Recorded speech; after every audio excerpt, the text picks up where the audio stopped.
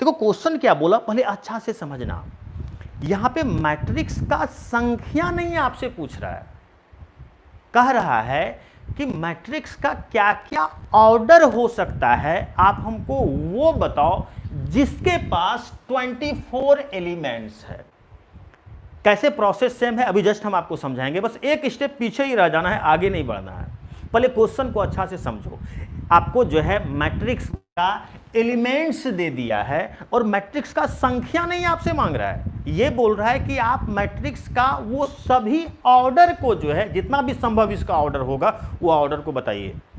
तो यदि आप ध्यान से देखो तो हम देखो क्या कंसेप्ट सिखाए कि रे बाबू जो भी मैट्रिक्स का एलिमेंट्स देता है ना उसका जितना तरह से आप गुणनखंड कर सकते हो गुणनखंड करना, यही कंसेप्ट सिखाया है ना। अच्छा तो गुणनखंड करते हैं तो देखो क्या होगा, 1 गुना 24 या फिर 24 गुना 1 या फिर 12 दूना 24 या 2 गुना 12 24। क्लियर है।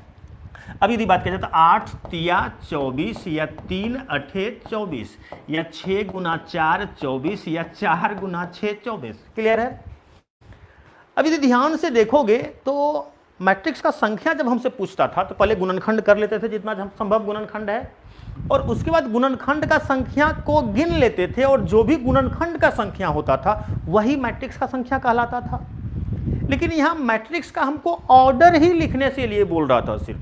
तो यदि आप ध्यान से देखोगे तो ये जो आप गुणनखंड किए, यदि हम आपसे पूछें कि रे बाबू ये सब जो यहाँ पे लिखा हुआ है आखिर ये सब क्या है, ये सब जो भी आपको दिख रहा है, तो आप बोलोगे कि सर यही तो मैट्रिक्स का ऑर्डर है।